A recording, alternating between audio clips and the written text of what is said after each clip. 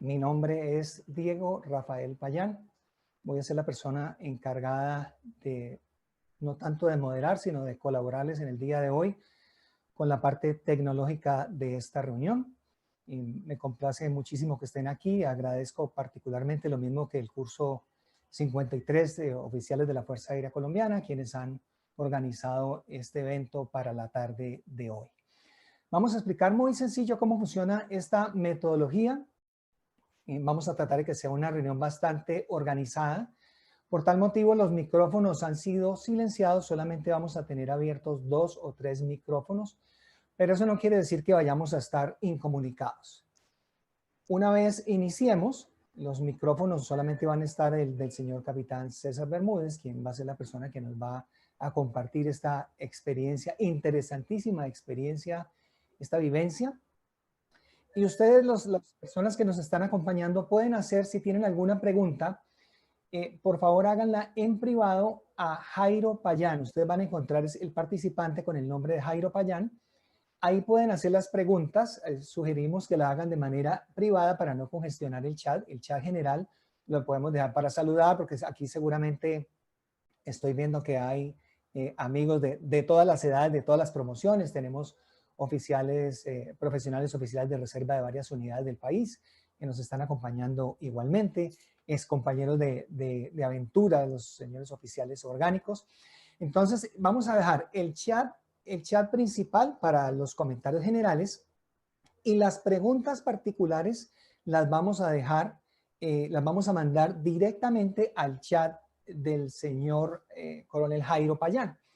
¿Cómo se hace eso? Ustedes despliegan la pestaña del chat donde dice chatear, la despliegan y van a encontrar, si quieren hacer este ejercicio allí conmigo, van a encontrar que uno puede enviar, ahí van a encontrar la parte de abajo dice enviar a, entonces ustedes pueden enviar mensajes a todas las personas o a alguien en particular. Para este caso y para que sea tenida en cuenta su pregunta, por favor asegúrese de dirigirla a Jairo Payán. Si la pregunta se queda en el grupo general, muy posiblemente él no la va a ver porque no va a estar en esa pantalla. Es importante también tener en cuenta que hay preguntas que ya se hicieron llegar de antemano, las cuales el señor capitán César Bermúdez muy gentilmente ha tratado de incorporarlas en la charla. De tal manera que es posible que personas que hicieron las preguntas no van a encontrar que se reformulen nuevamente, pero para la tranquilidad de ustedes es porque él ya las está incorporando. Si el tiempo lo permite, vamos al final a evacuar esas preguntas que se van saliendo sobre la marcha, y si el señor capitán César Bermúdez es tan gentil y el tiempo nos alcanza, pues lo que vamos a hacer es que Jairo Payán va a formular las preguntas en el orden en que las ha ido recibiendo, va a tratar de unir unas con otras porque seguramente hay varias que se puedan parecer, de tal manera que lo podamos ir diligenciando durante la conferencia. Para las personas que no alcancen a estar el día de hoy acompañándonos, les recordamos esta conferencia, este video relato, como lo hemos querido llamar, va a quedar guardado para el recuerdo en la misma dirección de YouTube que está en las invitaciones, de tal manera que lo podemos ver nuevamente. Vamos a dar, por favor, una espera de 5 minutos más, si les parece, pues para ser juiciosos y respetar también el tiempo de las personas que dijimos que empezábamos 4:15, son las 4:10. Voy a volver a silenciar mi micrófono. Si quieren saludarse por el chat, pues ahí se puede escribir lo que quieran y lo que necesiten. Muchas gracias. Continuar con los cursos de capacitación, por supuesto. Todas las universidades lo han continuado haciendo. ¿Cómo me escucha? Lo hicieron en las vacaciones. Aprovecharon para que los docentes, tanto en planta como docentes de cátedra, asistieran a esos cursos con una programación. Diego, ¿me escucha?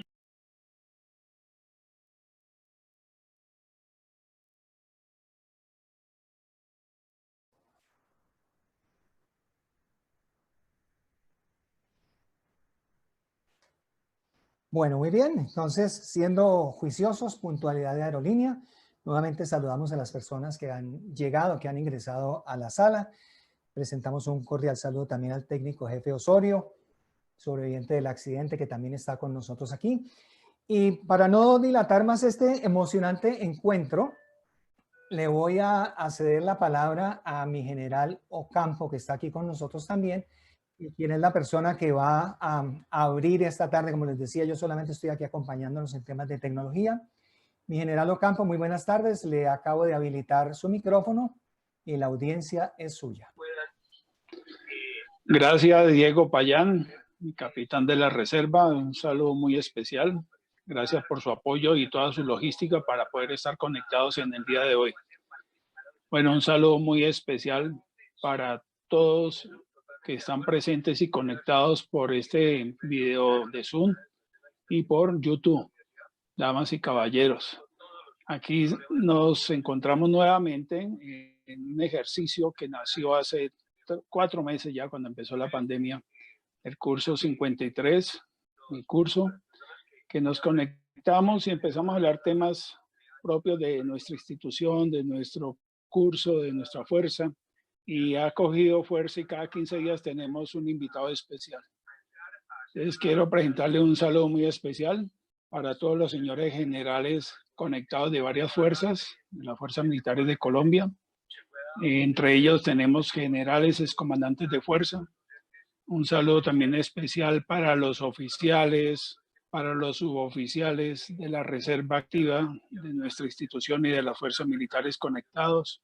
Un saludo para los integrantes de ASORFA, ASORFACIT, ASURFAC y algunas entidades que siempre nos acompañan. Tenemos gente conectada de todo el mundo, porque hay varios de la reserva y amigos que se han conectado de diferentes lugares y que siempre nos acompañan y que es un gusto saludarlos. Aquí con esta tecnología no hay distancia y nos permite estar bien, totalmente conectados. Asimismo, saludar a los docentes y estudiantes de la Universidad Militar Nueva Granada que se han conectado y personal civil que siempre también les interesa. Tenemos también, como lo dijo Diego Payán, familiares de los sobrevivientes en el accidente del C-130 y también familiares de personas que estuvieron presentes y siguen acompañándonos en vida, que hacían parte de la tripulación del C-130. Entonces, es un gusto tenerlos aquí. Sé que Diego ya compartió de que el tema de la herramienta Zoom ya se copó, pero por YouTube pueden seguirnos. Y esto va a quedar grabado.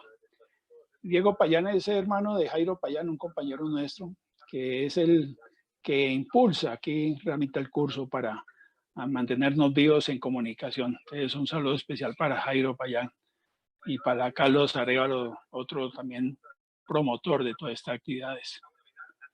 En el día de hoy, entonces, vamos a pasar directamente a la persona principal invitada, que es el señor capitán de la Reserva Activa Fuerza Aérea Colombiana, César Augusto Bermúdez Pinilla, a quien le damos un especial y caluroso saludo. Él nos hará un relato sobre lo que vio a bordo del avión y su condición de tripulante adicional. Recalco que el señor capitán no formaba parte en sí de la tripulación de la aeronave. Por ende, hay situaciones del vuelo que estaban fuera de su conocimiento y consecuentemente no puede responder. Pero con su experticia, tantos años como piloto, pues va a ser un buen relato de todo lo que nos va a contar de su experiencia. El señor capitán es un profesional con amplia experiencia en el sector aeronáutico y me permito hacer una breve compilación de su currículo, mi capitán, que lo veo en pantalla. Me agrada tenerlo aquí ya con nosotros. Total de horas, 24.800 horas. En la Fuerza Aérea Colombiana fue piloto de M5, T-33, DC-3, C-45, PA-34, T-41, T-34. Instructor de vuelo de T-33, que también tiene una experiencia en todos estos equipos, PA-34 y C-45.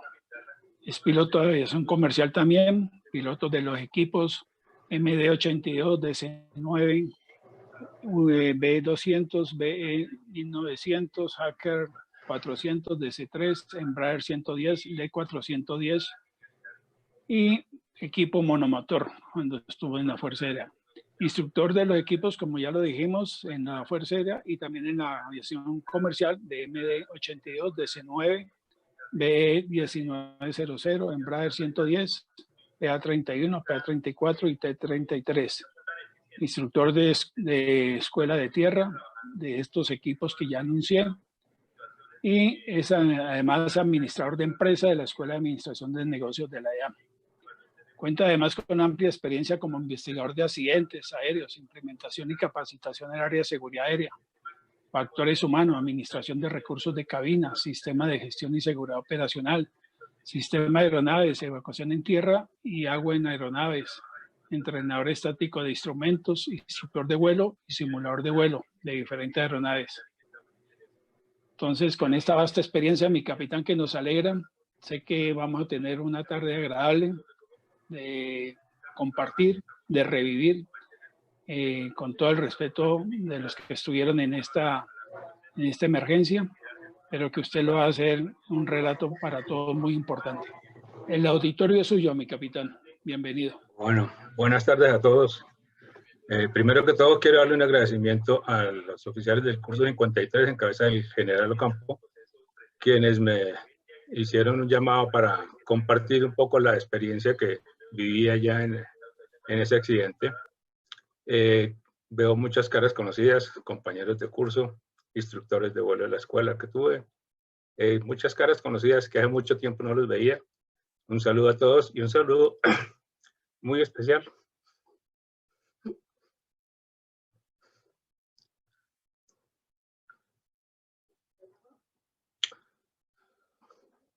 a mis compañeros de Odisea. Disculpen. Normalmente no hago este relato, a pesar de haber pasado 38 años. Muy contadas ocasiones he hecho esta narración.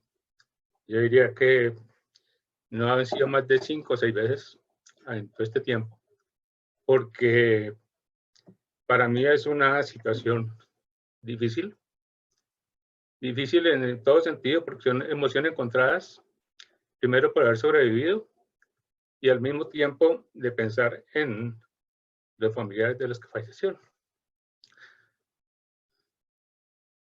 Bueno, les pido disculpas de nuevo. Como les digo, voy a hacer una narración de lo que yo viví. No voy a hacer ningún tipo de análisis investigativo, ni mucho menos. Si el coronel Restrepo, que veo que está acá, y Gerardo tienen alguna aclaración, algo que aportar aparte, mucho mejor sería, porque pues está también la visión de ellos como tripulantes directos. Voy a empezar entonces, si me permiten un segundo, a narrarles, como les decía, lo que pasó. Mi capitán, si usted me permite un segundo, por favor, quisiera hacer aquí una recomendación especial. No todas las personas están muy familiarizadas con Zoom, entonces hay dos formas de ver la pantalla. Una es en mosaico, donde se van a ver pequeñas las caras de todas las personas, pero recordemos que si se van arriba con su mouse a mano derecha, a la parte derecha de su pantalla, hay dos formas de verlo, galería o vista del hablante. Entonces la recomendación es cuando quieran ver la persona que está hablando, como en este caso, por ejemplo, estoy hablando yo, si me tienen en vista del hablante, debo estarme viendo solamente yo y los demás participantes pequeños. Pero si ustedes quieren ver a todos los participantes por igual, le dan vista de galería. Es una observación que me parece muy válida porque a veces me dicen, no, se veían todos muy pequeños. Y la persona tiene la opción de cambiar el tipo de vista. Muchas gracias, mi capitán. Siga. Bueno. Ok. ¿Tiene la presentación a la vista ya? Sí, confirmado. Bueno. Entonces voy a hacerle el relato de este vuelo con el 1003. Ese fue un cumplimiento en orden de operaciones del segundo comando. Estaba programado inicialmente para salir en el 28 de septiembre, perdón.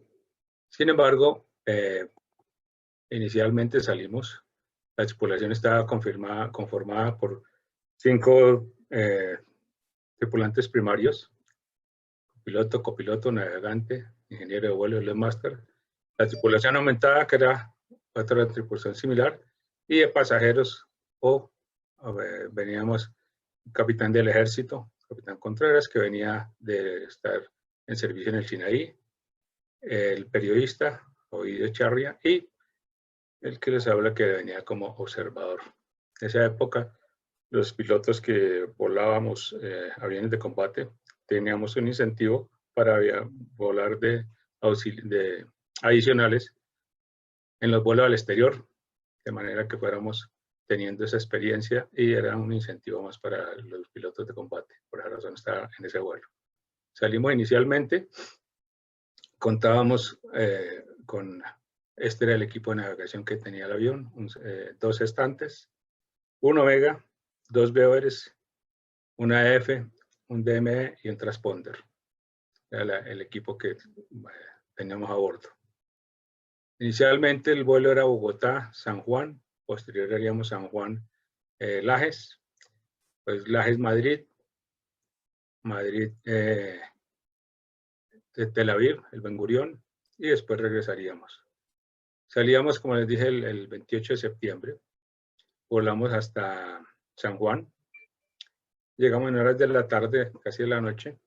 El equipo de navegación ya tenía unas fallas. Sin embargo, pues habría la posibilidad de seguir volando con los estantes, pero en las condiciones en la ruta entre San Juan y Lajes no eran las mejores, frente a mal tiempo, por lo tanto se decidió regresar a Bogotá a esperar en la reparación del equipo del Omega. Llegamos a Bogotá y efectivamente el equipo estaba dando señales bastante erradas, y por ese momento se dejó. A las 2 semanas nos llamaron, volvimos a salir a hacer el mismo recorrido. Inicialmente salimos Bogotá-San Juan sin ninguna complicación, todo normal. San Juan-Lajes, pernoctamos llegamos hasta Madrid, pernoctamos en Madrid. Hasta ahí todo iba muy bien. Durante todo ese tiempo, que es un vuelo bastante largo, aproveché para ir conociendo más o menos cómo era la utilización de los estantes, la navegación celestial, que para mí era completamente nueva. Y con los técnicos íbamos tratando de ver algunas cosas para no estar tanto tiempo sin hacer nada en el vuelo. Pero nos estamos en Madrid, no hubo ninguna complicación. Seguimos a Ben Gurión, a Tel Aviv, con la misma condición, todo trabajando muy bien. Se probaron los estantes, trabajó toda la información, todos los sistemas de navegación trabajaron sin ninguna complicación. Después de 3 días en Tel Aviv, empezamos el regreso. Volamos a Madrid también sin complicación. Traíamos unos repuestos para los equipos Mirage. En esa época estábamos operando el Mirage. Y venían llantas y un poco de elementos que eran equipos básicamente el vuelo era para traer repuestos de Mirage, que en ese momento estaba, la IA ahí le hacía mantenimiento a los aviones Mirage aquí en Colombia. Después volamos a Lajes. En Lajes pernoctamos. Se hizo todo lo pertinente para salir el otro día de nuevo. Y al otro día salimos Lajes. La intención era hacer Lajes Bermudas. Y posterior de Bermudas volar a Palanquero antes de llegar a Bogotá. El vuelo de salida de Lajes fue muy normal. Ya lógicamente de regreso es un vuelo bastante largo. Ese día simplemente por buscar qué hacer con el personal técnico, nos pusimos a mirar los manuales y saqué el manual de donde estaba el capítulo de amarizaje. Nos pusimos a leerlo y a analizarlo, a ver qué era lo que decía, de qué se trataba. Lógicamente hablaba de que el Hércules hasta el momento no se había hecho ninguna amarizaje ni ninguna prueba de acuatizaje, y que lo que estaban dando eran algunas normas que se creía que debían tenerse en cuenta. Después de eso, un rato de estar leyendo y discutiendo eso, nos fuimos la tripulación que estábamos de descanso y los que íbamos de pasajeros, fuimos atrás a las literas, dormimos un rato. Después de un rato, no sé cuánto, pero bastante tiempo, me desperté, volví a la cabina y me coloqué los audífonos, que era lo que hacíamos, pero también participando del vuelo. En ese momento, supuestamente estábamos con la frecuencia de HF internacional y deberíamos pasar a la frecuencia VHF de Bermudas. Lógicamente el alcance del VHF, todos saben, es de 200 millas, o sea que estamos un poco en ese límite, un poco menos de Bermudas. Cambiamos a Bermudas y no obtuvimos respuesta en el VHF. En los equipos de navegación tampoco empezó a dar señal VR de Bermudas, que supuestamente esa distancia ya debería por lo menos dar indicios. No había ninguna indicación. Me acuerdo que más adelante el radar se puso en la posición de mapa también tratando de identificar la isla, pero no había ninguna marcación que nos indicara eso. Recuerdo que la distancia en ese momento, como nueva comunicación, se empezó a hacer el puente en VHF con un avión que venía de Tel Aviv también, de Ecuatoriana Aviación, que venía haciendo la misma labor de nosotros, trayendo repuestos para los aviones que tienen en esa época ellos. A través de ellos empezaron a hacer puente. Y recuerdo que una posición, que pidieron por la posición para transmitirla, se dijo que estábamos a 188 millas. A los 2-3 minutos, que haya un poco más adelante, volvieron a pedir posición, entonces ya nos daban 222 millas, que no era una situación lógica si íbamos a acercarnos a Bermudas. Estábamos volando, en teoría, alejándonos. Ahí empezó la condición. Yo fui y le levanté a la tripulación que estaba de descanso y todos en la cabina empezamos a opinar. Se reprogramó el equipo Omega, el único equipo Omega que venía, y empezó las marcaciones eran más inconsistentes todavía.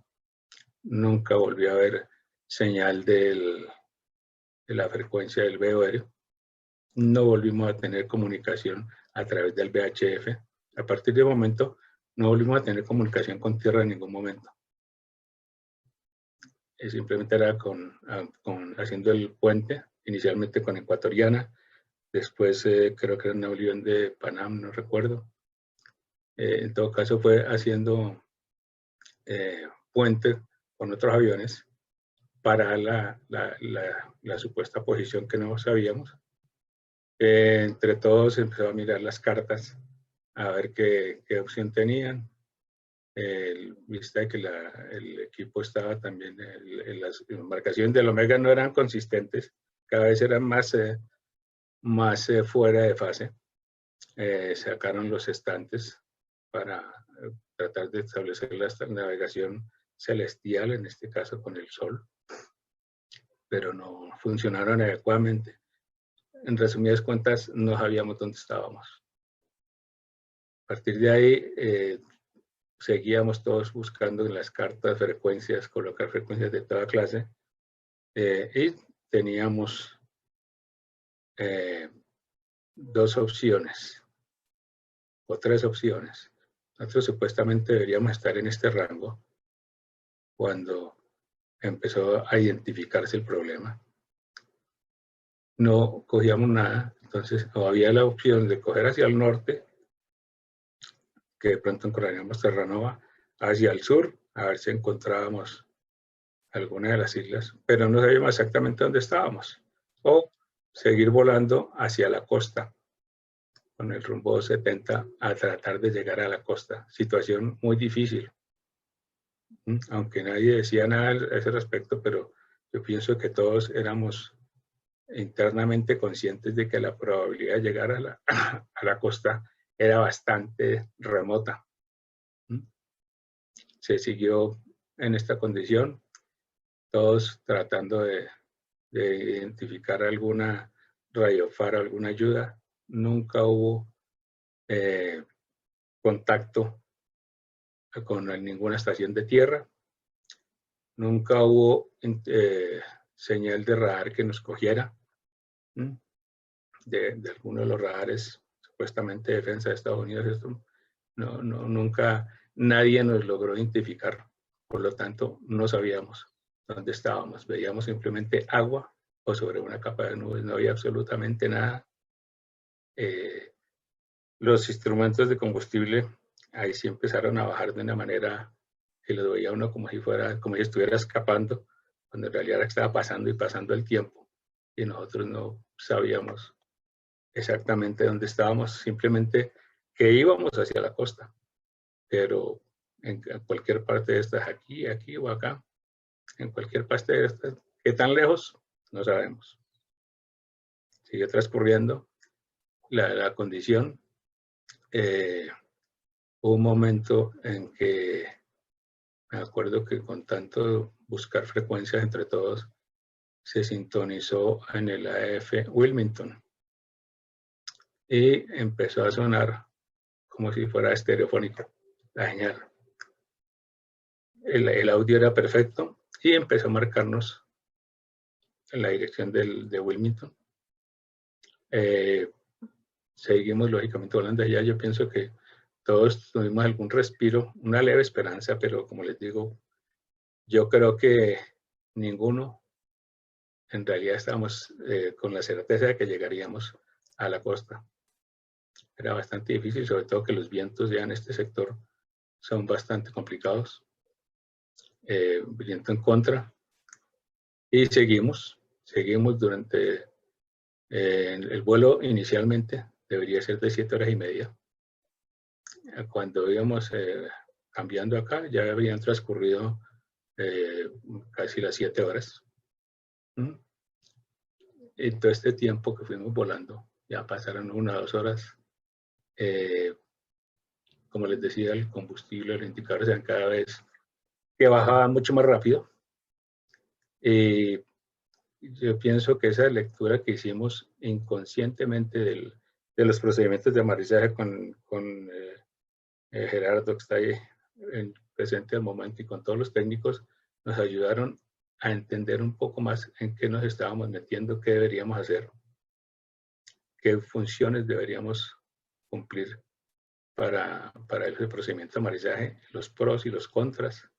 Uno de esos decía que tratar de entrar con todos los motores prendidos al agua para evitar que el hundimiento forzara el hundimiento del avión, la rata de hundimiento, perdón, forzara el hundimiento del avión. Entonces, que tratar de entrar con todos los motores prendidos, el uso de las escotillas, la posición de los flaps, etcétera, todos estos que decía el manual. Y aparte de eso, que tan pronto cayera al agua el avión, amarizara, debería apartarse del avión porque no se tenía idea si el avión iba a flotar o no y cuánto, para evitar que el efecto de sifón lo llevara hacia el fondo.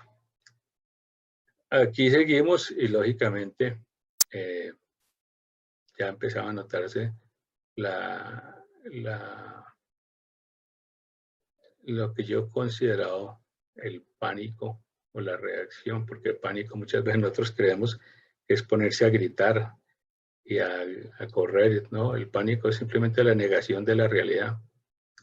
Y por eso se empezó a identificar, o por lo menos yo identifiqué en algunas personas algunas reacciones que para mí no eran muy lógicas, pero que lo que estaban indicando era precisamente eso, tratar de esconder ese temor que teníamos, así nadie se hubiera desesperado visualmente. Todos, yo creo que teníamos una manera de tapar ese miedo. Esa es la más notoria para mí, fue la de 2 personas. Una que fue el periodista, que desde el momento en que empezamos a sentir la emergencia, lo que hizo fue con 2 grabadoras que tenía, ir haciendo la entrevista a todos en el avión. Todo el tiempo era entrevista de qué está pasando, qué piensa, qué va a hacer. Esa fue su reacción todo el tiempo. Otro tripulante, muy consternado, muy callado, que empezó a encargarnos a varios el cuidado de sus hijas. El cuidado de las hijas, que lo que mostraba que estaba ya derrotándose. Otro tripulante que también era muy callado de por sí, su naturaleza era ser muy callado, y ahí mucho más callado. Y seguimos tratando de pensar que íbamos a llegar a la costa, que como les digo, para mí por lo menos, y yo pienso que para los demás, sabíamos que la probabilidad era menos que mínima. Seguimos en todo ese tiempo. Se pensó lógicamente en la botada de la carga, que tenemos que botarla. No se botó allá alto porque lógicamente tocaba despresurizar el avión, tener disponible el oxígeno para todo el mundo era más complicado. Seguimos, ya llegó el punto de empezar a descender, que los indicadores de combustible estaban bajos. Se siguió haciendo reportes a través de otros aviones a las estaciones en tierra, básicamente a Nueva York. Pero como le digo, puente a través de otros aviones porque nunca tuvimos la capacidad de conectarnos directamente con alguna estación en tierra y mucho menos de dar la posición donde estábamos exactamente. Lo último que transmitió es que volábamos hacia la costa, pero ¿qué tan lejos? No sabíamos. Ya llegó el punto de descender, empezamos a descender, pasamos una capa de nubes no muy espesa. Tan pronto salimos de la capa de nubes,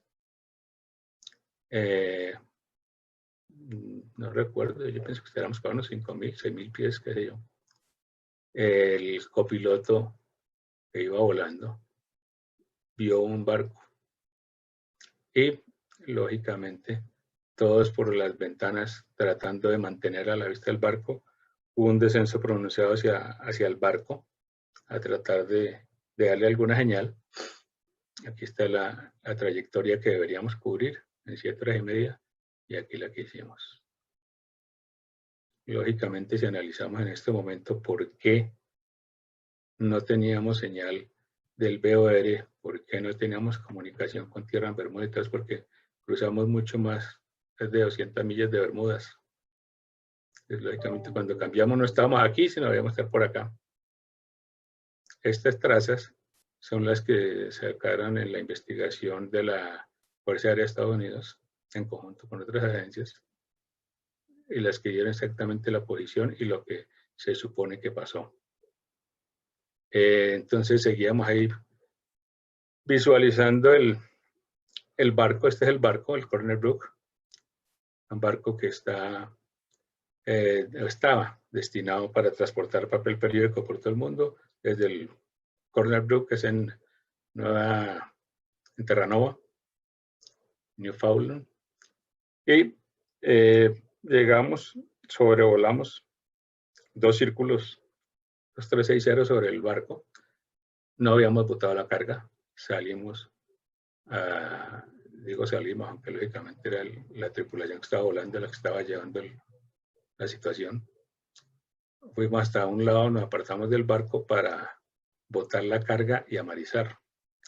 Esto ya fueron segundos porque ya aquí los indicadores de combustible estaban cruzados, la alimentación de todos contra todos y ya prácticamente no se veía todas las luces de alarma prendidas. Salimos hacia un lado y se inició la apertura de la rampa para botar la carga. En la parte de atrás iba un maestro de carga, que era el encargado de ir soltando pallet a pallet, mientras que lo desaseguraban desde la parte delantera de la cabina los pallets, los otros técnicos. El vuelo fue bastante bajito, casi sobre el agua, pues no rasante, pero sí bajito. Y estábamos en eso cuando de pronto yo vi que saltó un técnico por encima del otro y jaló una manija y quedamos en gravedad cero. Después ya rehaciendo las cosas, me decía es que el de los nervios, el otro técnico parece que estaba asegurando de nuevo los palets. Ya no había tiempo, entonces se fue a soltar todos al tiempo, como en emergencia. Lógicamente, toda la carga se fue de un solo jalón, lo que ocasionó que el avión quedara con la nariz arriba y lógicamente la reacción de los pilotos volando pues lleva a la carrilla adelante, tratar de mantener el control del avión, y eso hizo que quedáramos literalmente en gravedad cero. Yo recuerdo, yo estaba parado en la cabina y quedé con la espalda contra el techo de la cabina unos 1 o 2 segundos, no sé, un tiempo y volví y caí al piso. Lógicamente todos estábamos primero asustados porque ya nos llegaba el momento, y segundo de ver que el control del avión ha tratado de perderse. Volteamos a mirar atrás desde ahí y veíamos simplemente el hueco de toda la cabina desocupada, la rampa abierta, y no veíamos al técnico que estaba atrás, que era el encargado de ir soltando pali a pali. Muchos pensamos que se lo había llevado a la carga, cuando de pronto apareció la agilidad que le dio, cuando él dice que cuando vio que trató de moverse la carga, él se botó contra la pared, que como estaba al lado de la puerta trasera, la lateral, quedó, digamos, escondido, esa parte del fuselaje. Pasó la carga, ya cuando salió, pues respiramos de ver que no se había ido con la carga. Se vino cerrada la rampa porque ya no había combustible para más. O sea, cerrar la rampa para acuatizar, para marizar. Se trató de cerrar, pero la rampa no cerró completamente. Yo pienso que simplemente con la pasada de toda esta carga trató de descuadrar la rampa, y al cerrar, que esas son 2 compuertas, una que baja y otra que sube, no quedaban como traslapadas un poquito, lógicamente no la va a cerrar. En un gesto de desespero, varios nos paramos encima de la rampa a brincar, tratando de cerrar esa rampa, cosa que era imposible, porque lógicamente el tamaño y el peso de eso no es para que a punta de fuerza humana se pueda cerrar. Sin embargo, se le hizo ahí hasta donde creímos que cerró, fue el segundo nomás. De ahí fuimos allá a los puestos para marizar, para entrar al agua, y quedamos en estas posiciones. Aquí, lógicamente, en la bodega de carga no había absolutamente nada, ni sillas extendidas, nada. Esto era una bahía completamente vacía, digamos, y quedamos la tripulación que estaba volando, piloto, copiloto, el observador, el ingeniero de vuelo, aquí estaba Gerardo, aquí estaba el navegante, aquí estaba yo, y aquí el otro, aquí había otra persona, aquí estaban los otros, y aquí atrás los otros. Las escotillas del avión estaban acá, acá y acá. Dentro del procedimiento, lógicamente, en el papel todo es muy bonito porque estamos aquí sentados en tierra pensando. Se hablaba de que tocaba botar las escotillas, abrirlas antes del impacto con el agua, colocar la escalera en esta parte para, en el momento del impacto, pues ya tener rápidamente esto. Esto no sucedió porque todo fue muy rápido, bastante rápido. Entonces, aquí ya me coloqué aquí en la litera.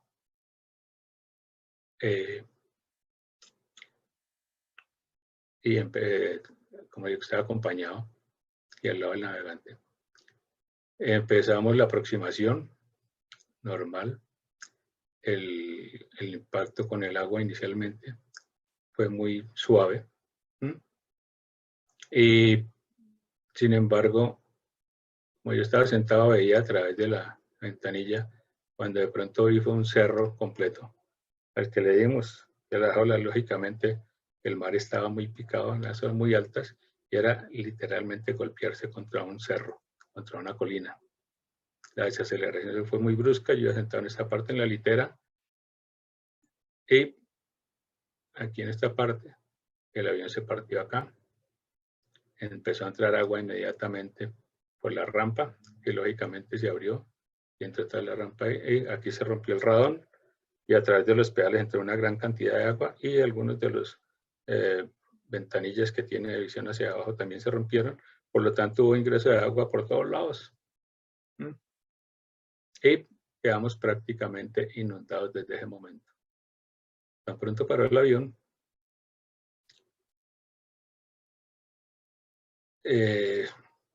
yo que estaba sintiendo acá simplemente cuando estábamos desacelerando de una manera tan brusca, yo sentía que como que me estaba cerrando como un caracol, porque la litera tiene 2 pisos.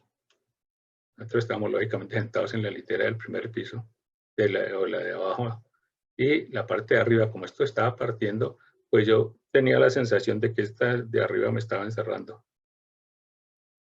¿Qué hice inicialmente? Brinqué acá, abrí la escotilla y empecé a salir. Yo salí de primero, me imagino que 1 o 2 segundos, que yo muy rápido, tan pronto el avión se desaceleró, pero yo ya salí dentro del agua. Yo no tuve que ponerme a escalar, a subir la escotilla, prácticamente el agua me ayudó a salir. Yo me acuerdo que salí como menos de la mitad del cuerpo y el resto quedé en el agua. Me botó ahí el agua y cuando reaccioné, jalé la manija del chaleco y salí y quedé yo por esta posición más o menos, frente al avión. Ni siquiera al lado, frente al avión, me ha botado el agua. Después aquí salieron por esta escotilla el piloto, el otro navegante que estaba acá. Desafortunadamente, el copiloto que estaba volando, el navegante y el copiloto que estaba aquí al lado mío murieron.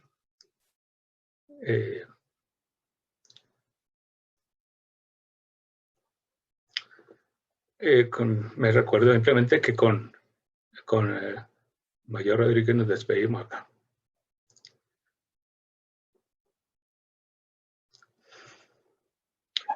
Salí, quedé al frente, como les decía, y el oleaje era muy fuerte. Empezó a alejarme del avión. Ya empecé a ver algunos acá, en algún momento de algunos flotando, y alcancé a ver lo que estaban saliendo, perdón, por la escotilla de la mitad del avión, que estaban saliendo y parados encima del avión.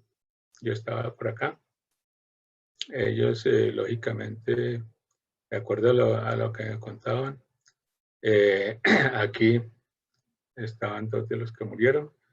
Uno de esos, que era el periodista, parece que no reaccionaba, y aquí se devolvió un tripulante, lo cogió de la mano y lo llevó hasta la escalera. Se subió él y el otro se quedó otra vez abajo.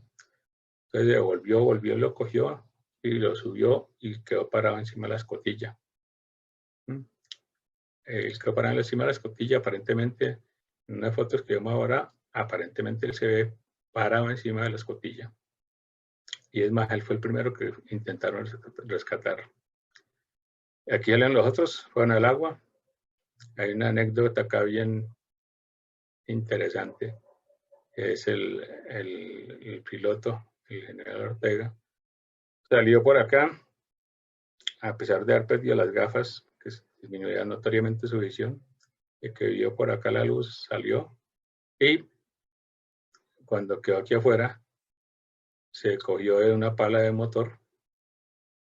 Lógicamente, quedaba en la pala que estaba abajo. Como el avión quedó sumergido, él dice que trató con mucho esfuerzo de cogerse la pala que estaba aquí a los 90 grados.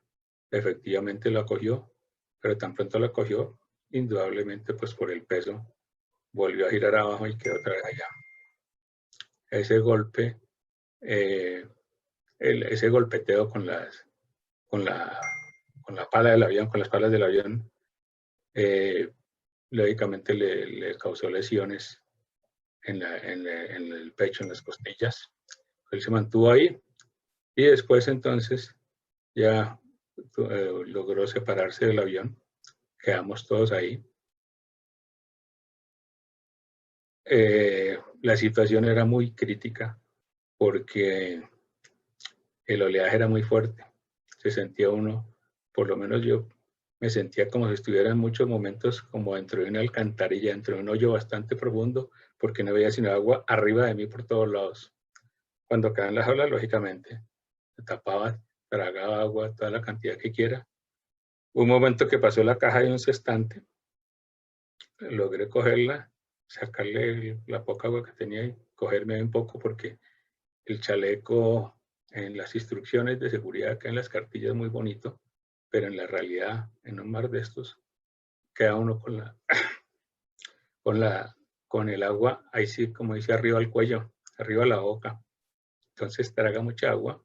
El esfuerzo tratando de mantenerse con los brazos, con la cadera por fuera, desgasta mucho. Entonces logré coger ese sextante, la caja, perdón, para ayudarme a mantener en flote.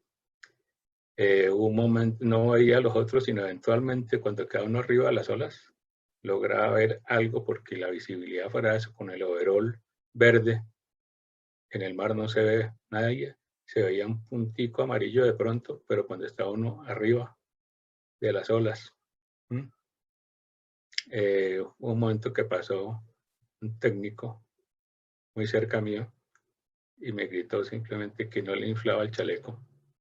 Escasamente logré decirle que inflara por las boquillas, pero fue algo de un segundo que nos cruzamos y siguió. Después me enteré que él logró coger una de las colchonetas de las literas, se cogió de ella y ayudó a mantenerse de esa forma. Hubo creo que a 3 o 4 que no les funcionó el chaleco y tuvieron que buscar todos los recursos para mantenerse a flote y poder sobrevivir. La temperatura del agua pues era bastante baja, de acuerdo a los reportes. Aquí a nivel había 7 grados, pero el viento, como lo ven, estaba de 35 y más nudos, lo que generaba olas bastante altas y la temperatura se bajaba mucho más. Lógicamente la temperatura dentro del agua, con el esfuerzo que iba haciendo, la posibilidad, la hipotermia que estábamos generando era muy alta. Ahora el avión quedó, pues, salía del agua y volvía a entrar lógicamente por el oleaje tan fuerte que se mantuvo a flote. Básicamente la cola, el empenaje vertical por el aire que lleva allá adentro y algo de los planos porque ya no tenían combustible, no tenían peso. Entonces todo el aire atrapado aquí en los tanques ayudó a mantener ahí, pero el oleaje era bastante fuerte. Ahí, como les decía yo inicialmente, que en esta escena gráfica de esa investigación donde muestra por dónde entró el agua. Entonces entró por acá, la cabina por aquí, por acá y acá, hacia atrás y atrás de la rampa hacia la cabina. Lo que llevó a eso. Esta es la posición de la escotilla. Para los que no conocen el avión, esta es la escalera que va aquí al nivel más bajo, donde tenemos acceso a la cabina de carga. Aquí vemos la misma gráfica un poco más técnica del rompimiento del avión. Y entonces aquí viene la otra parte. Atrás entonces los que salieron por la escotilla activaron los botes y los botes salieron volando como cometas que no estaban asegurados a la estructura del avión. Este fue el primer mensaje que recibió los guardacostas, que estábamos volando entre Azores y Bermudas, que había sufrido una falla del sistema de navegación. no se conocía la posición, era inminente que se acabara el combustible y después ya que se ha accidentado a 190 millas al noreste de Cabo Charles en Virginia. Este fue el barco entonces que logró divisar el copiloto, el coronel Alba, y que todos nos buscamos cómo mantenerlo a la vista. Cuando salimos del agua, del avión, perdón, yo era el que estaba más cerca, estaba más o menos en la posición donde está esta foto, yo estaba más cerca del barco relativamente. Empezamos todos a ver el barco con la esperanza de que nos iban a rescatar. Sin embargo, lo que vimos fue que el avión fue pasando, el barco fue pasando y fue pasando. Todos gritábamos desesperados, es decir, los gritos, entre nosotros nos oíamos los gritos aunque estábamos muy lejos. Desesperados, pero la vista que teníamos del barco era como la que tenemos aquí en este afiche. No se veía nadie a bordo y no se veía, las botes estaban aquí colgados, exactamente así. No teníamos señas de que fuera a pasar nada. Y fuera de eso, el barco fue pasando, iba en la dirección contraria a lo que está ahorita este barco. Fue pasando hacia allá, pasando hacia allá, a donde yo estaba. Y no pasó nada, todos gritábamos y siguió, y siguió. Inclusive yo tuve un rato el temor de que el remolino que iban generando los motores me fuera a causar problemas. Sin embargo, el barco siguió y se desapareció. No lo vimos más. Quedamos como a la deriva. No veíamos a nadie, gritábamos, nos veíamos de vez en cuando. Ver a los otros era muy difícil, solo cuando estuviéramos arriba, porque el oleaje era muy fuerte. Tragaba agua, volvía y vomitaba agua. Llegó un momento en que ya como que se va perdiendo la fuerza. Y yo no pensaba en realidad en el desespero de morir, sino en ir rebobinando la vida. Y fui como entrando en letargo. Estaba ahí ya un momento en que como que se va entregando uno, hasta que de pronto oí un grito detrás mío. Aquí están los botes, uno y el otro está por aquí atrás. Que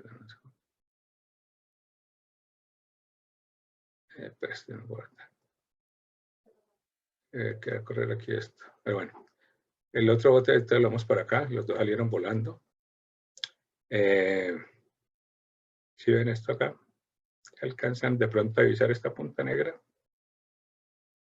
ampliándole todo aparentemente. Es el periodista ahí. Aquí estamos, no sé si alcancen a ver. En teoría aquí estoy yo, el más alejado por este lado. Pero miren que la visualización de los chalecos es bastante difícil. Bastante difícil. Miren que el avión aquí está todo sumergido. Al rato se vio un poquito, volvió y entraba. Y siguió. Ahí seguimos, como le decía, el barco pasó. Esta foto fue tomada desde el barco. Seguía con los botes arriba, se desapareció, seguimos allá. Cuando yo sentí que me gritaron, venía una lancha de estas. Aquí en esta parte iba para un español, en esta puntica. Aquí se nota el oleaje. Y fue cuando la bajaron para que fueran a rescatarnos. Que el oleaje era un poquito fuerte.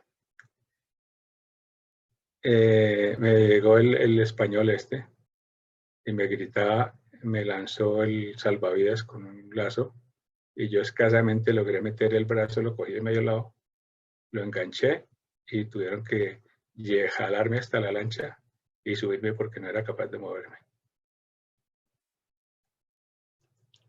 Aquí están cuando estaban alistándose para ir a recogernos. Aquí todavía están sin salir. Ahí puede verse todavía el impacto de las olas. Aquí de nuevo esta foto desde el barco. Aquí sigo yo por este lado. Y salieron a recogernos en 2 lanchas. Según manifiestan las personas del barco, nos contaban después que ellos inicialmente fueron a sacar al periodista, porque era el que se veía lógicamente como más fácil de sacar porque estaba parado encima del avión. Llegaron a sacarlo, le lanzaron el salvavidas y no, estaba como bloqueado. El español que les cuento que iba parado aquí sin chaleco ni nada, e intentó botarse hasta el avión para sacarlo. Sin embargo, el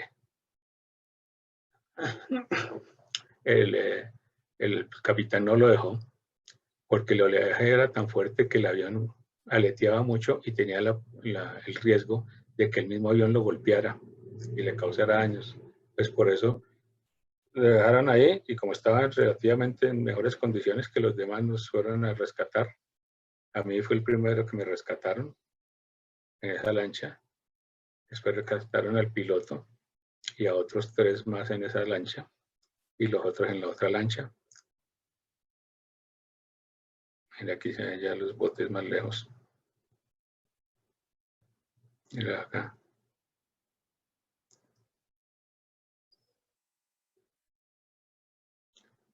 Ya cuando estaban en el rescate, ya cuando se iban a subir al barco, llegó un Hércules de los guardacostas. Y aquí ya llegamos la primera avanzada, la primera lancha. Aquí estoy yo, aquí está el general Ortega, están los otros. Y como caso curioso, el español que es lanzaron esta escalera que como ven son lazos y unos travesaños. Nos dijo que si nos subíamos como él se estaba subiendo, se paraban la lancha y como la lancha subía y bajaba constantemente de una manera fuerte. La guía era la línea de flotación, como vemos que quedaba uno arriba y abajo. Él cuando subía, se cogía y empezó a subir a escalar. Lógicamente ninguno aceptó porque pues no tenemos fuerzas y mucho menos la habilidad para esto, de escalar esa escalera. Entonces nos mandaron como una camilla que lo envolvían a uno, lo encerraban, quedaba como un tabaco y tenía una argada allá abajo y otra arriba. De pronto los que han tenido oportunidad de toda esta vida marina lo conocen mucho mejor ese elemento. Y entonces venía ahí la otra vez, porque lo tenían que subir a mano. Los lazos las manilas iban cogidas de la punta de arriba y de la punta de abajo. Lógicamente tan pronto empezaban a subir, uno quedaba boca abajo y quedaba como apuntando hacia el agua. Aquí están en la labor de subir al primero. Aquí se apunta de brazo, ninguna polea, nada, ningún elemento, simplemente con la fuerza de ellos. Así van subiendo. Aquí está la pasada de uno de los marineros. Y aquí el primero. Entonces, ¿cuál es el principal problema? La hipotermia. Por esa hipotermia, perdón. Entonces, ¿qué hicieron ellos? Aquí tenían, de pronto más adelante lo vemos, una hilera de termos con toda clase de bebidas calientes, té, café, consomé, la misma agua caliente, todo lo posible para calentarnos. ¿Qué hacían? Lo botaban a uno al piso. Están un poco de mantas y frazadas, lo tapaban con eso, una cantidad grande, y se le botaba a alguien encima a golpearlo para tratar de controlar esa hipotermia que estábamos sintiendo. Que soy el primero, aquí seguíamos los otros en ese proceso. Aquí ya hay más, entonces subía uno, le rompían el chaleco y aquí al calentador. Como le digo, eso era básicamente a punta de mantas y golpes. El frío era ya, la hipotermia se siente bastante intensa. por más de que tenía todo encima y todo caliente, no lograba calentarse. Hubo uno nomás que sí se paró muy rápido, que fue el técnico que murió hace poco. Y él sí se paró rapidito, los otros tenemos que un tiempo más. Aquí más, es lo que les decía, los termos tenemos por todos lados termos con bebidas calientes. Y ahí cuando uno se sentía más o menos, aquí están los del la segunda avanzada, todavía en salir. Entonces a mí me llevaron al camarote de una de las stewards, que eran dos en el barco. Me llevó al camarote a que me echara agua caliente. La ducha no era caliente, era hirviendo. Sin embargo, aunque tenía la piel roja ya de la temperatura del agua, no sentía absolutamente nada de que me estuviera calentando, seguía tiritando. Se llevaron la ropa mientras que nos bañábamos, nos calentábamos y ahí después entonces, estando en eso, vimos un helicóptero, o lo vi, porque yo no sabía dónde estaba, simplemente me han llevado a algún camarote donde quedaba arriba o abajo, no tenía ni idea. Simplemente ahí, cuando logré calentarme, que ya tenía la ropa caliente y todo, me logré vestir. En ese momento estaban vimos por la ventanilla y estaban, ya no existía esto estaba parte del calentamiento.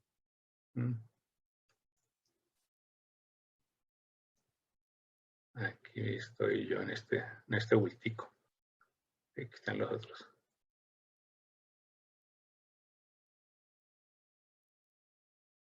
Aquí están los de la segunda lancha todavía saliendo.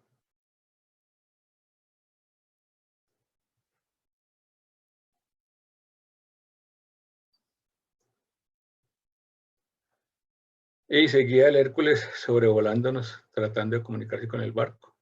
Ahí entonces tratamos yo bajé, me empecé a caminar por entre el barco se movía para todos lados. Yo nunca había estado en un barco de ese tamaño y mucho menos en ese alta mar de esa condición. Pero se me veía como si fuera una lancha la más liviana del mundo, porque el barco se movía para todos lados, era muy difícil tenerse en pie. Lógicamente los marineros pues sí sabían hacer las cosas. Y bajé a tratar de buscar a ver quién encontraba. Nos fuimos encontrando abajo, cerca a la cocina, al comedor, perdón. Ahí nos reunimos y empezamos a hacer inventario de quiénes estábamos, quiénes faltaban, porque hasta ese momento no teníamos ni idea de nada. Los que nos habíamos visto en la lancha, en esa lancha no sabíamos cuántos estaban en la otra, ni quiénes, ni en qué estado. Lo que habíamos visto era que en ese transcurso ha llegado este helicóptero del guardacostas y había dos heridos, que era el capitán del ejército y un técnico, y los lograron mandar creo que fue a Washington, que fueron ellos. Los llevaron al hospital, fueron los únicos que pudieron sacar porque como el viento era tan fuerte, no daban el alcance de los helicópteros para volver o venir algún helicóptero a ir rescatando gente. Aquí está la jaca de ellos. Y ahí se fueron. Los otros quedamos acá. Quedamos 6 entonces. Los lanchas, cuando las fueron a subir de los golpes que sufrieron, se dañaron. Una quedó muy averiada y la otra completamente. La otra tenían que desecharla de los golpes que sufrieron las lanchas contra el barco cuando las fueron a izar de nuevo. Esto es lo mínimo que tenían. Hay otra que no tengo por aquí la foto, pero está completamente rajada. Y al otro día, esa noche y al otro día empezamos ya como a aterrizar en qué estábamos, la cabeza, a ver quién estábamos, cómo estábamos. Este técnico, el que está en mejores condiciones, que fue el que murió hace poco. Gerardo, ahí está por ahí. el coronel Restrepo, que era el segundo piloto. Y aquí, pues, toda la tripulación fue muy, muy amable. Todos se iban presentando uno por uno, que estábamos en el camarote de uno de los ingenieros, que era como el segundo a bordo. Todos iban, se nos presentaban, nos llevaban de todo, nos llevaban cigarrillos, comida, trago, de toda la clase, tratando de, ellos estaban muy agradecidos también de haber podido ayudarnos. Y nosotros, lógicamente, todavía. Sin embargo, toda esta cantidad de licor y esto, que esa primera noche fue larga, no hacía mella. Como a la madrugada, creo que como a las 2 de la mañana, nos fuimos a los camarotes que nos dieron. Y el barco se movía tanto que sentía uno que iba a caer de la cama. A mí me tocó apuntalarme con almohadas en el viejo que tenía como tablas al lado, barandas, para evitar que me cayera la cama del oleaje tan fuerte. Aquí están los ingenieros del barco. Lógicamente al otro día nos levantamos tardecito, buscando de nuevo la cocina. Llegaron, nos atendieron muy bien y después al rato llegó el capitán, nos saludó de nuevo, muy efusivo, y nos puso también las reglas del juego, que el barco no iba a parar su operación porque todos tenían que dar mucho para estar que nosotros alterándole el horario. Nos dijeron, aquí está la comida, aquí está esto, los horarios son estos.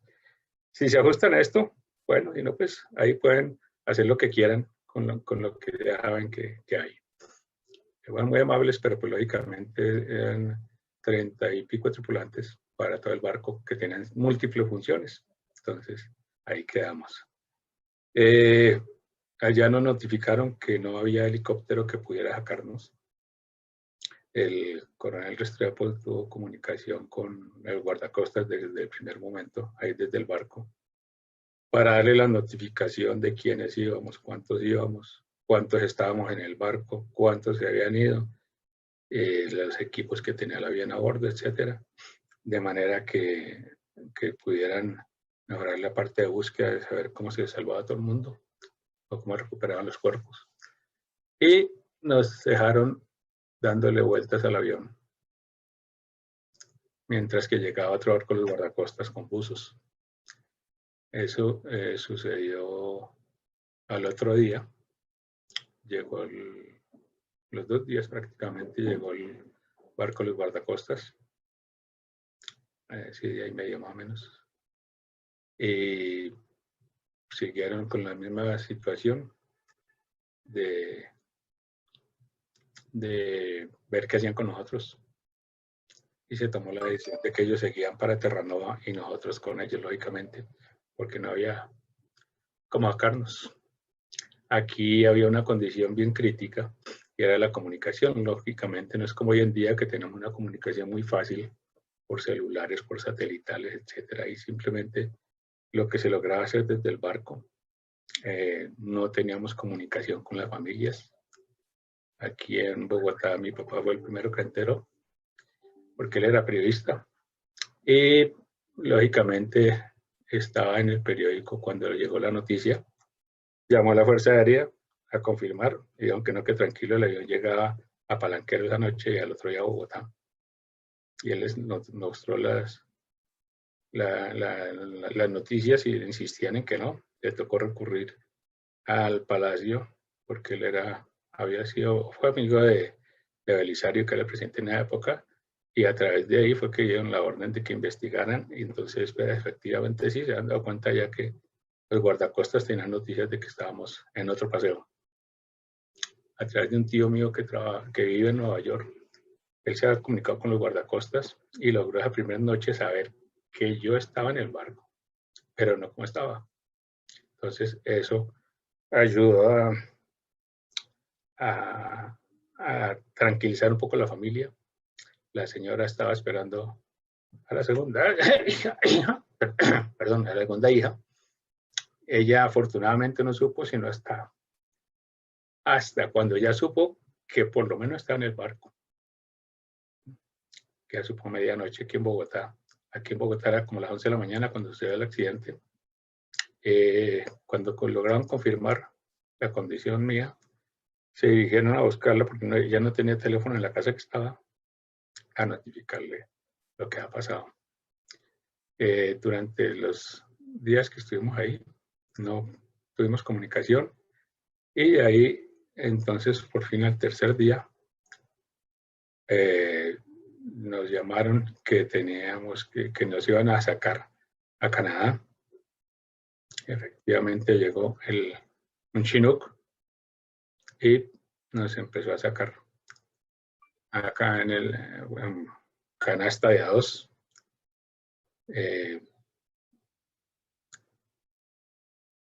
Este fue el último contacto con la gente del barco. Nos dio la foto con la firma de cada uno. Estas fotos que les estoy mostrando y otras más no fueron conocidas sino hasta hace como unos 5 o 6 años, yo creo, algo así, que me contactaba uno de el que las tomó, que era uno de los ingenieros del barco, y a través de la Fuerza Aérea consiguió mi contacto, se contactó conmigo y creo que con el general Ortega, y me mandó un disco con las fotos que nadie tenía hasta ese momento. Ya más de 25 años y nadie tenía información de esas fotos. Ahí entonces ya fuimos en ese Chinook que estaban viendo, nos llevaron a Halifax, una base allá de la...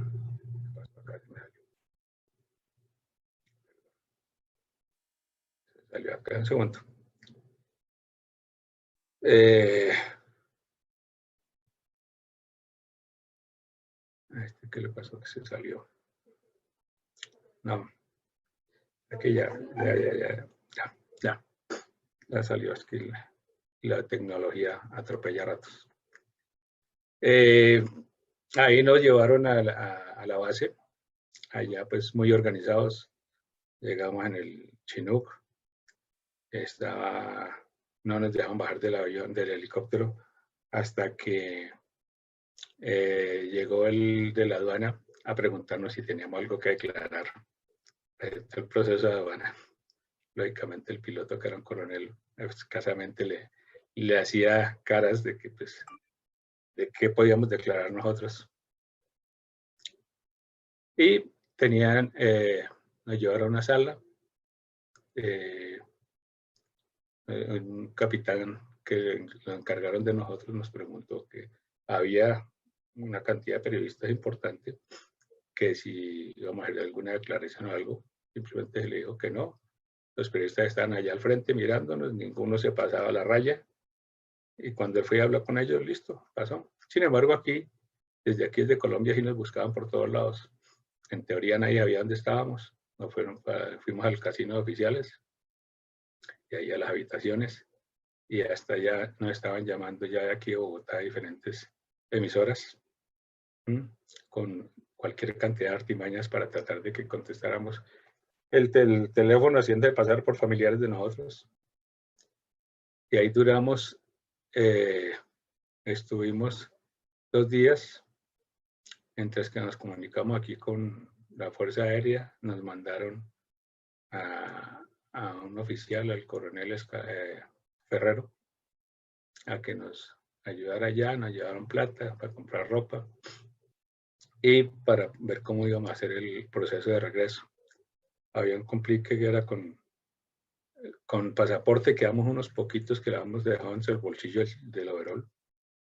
Los otros no tenían pasaporte. Entonces tocó a los 2 días ir a Montreal. En Montreal, que la embajada expidiera los pasaportes, y al otro día volamos Montreal-Miami, Miami-Bogotá. También supuestamente en un vuelo en una condición de mucha reserva, de manera que no estuviera molestándonos la prensa. Sin embargo, ni siquiera a los familiares les habían dicho dónde llegábamos, pero cuando llegamos toda la prensa del país estaba allá. Aquí estoy en la llegada. Este es mi papá, la señora. Este es el general Ortega, cuando estamos en el aeropuerto en El Dorado. Ahí está Gerardito.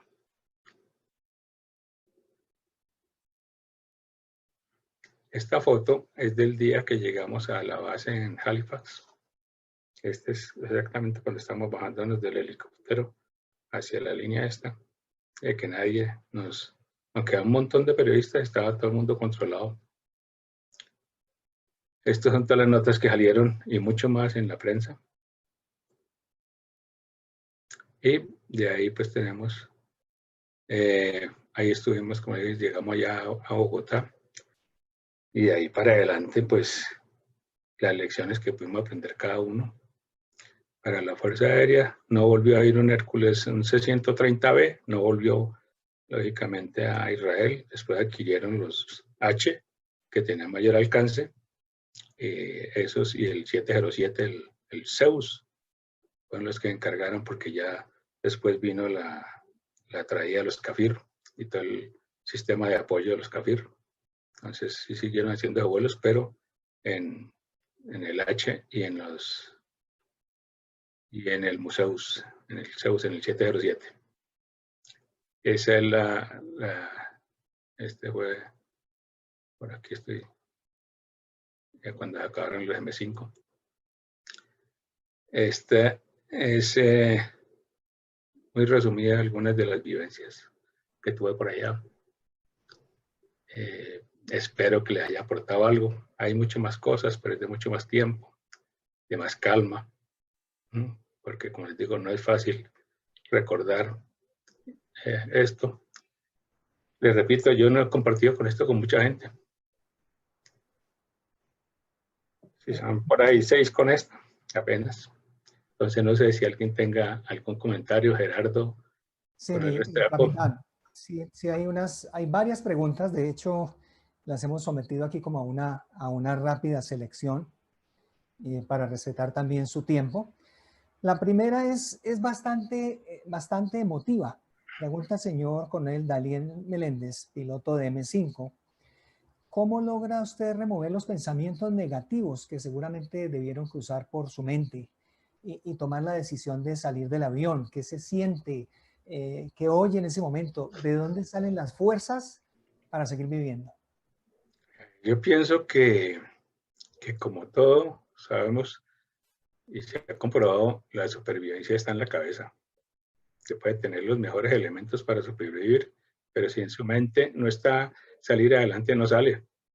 No sale, y hay muchos ejemplos de esa naturaleza a favor y en contra. Yo nunca pensé que fuera a morir.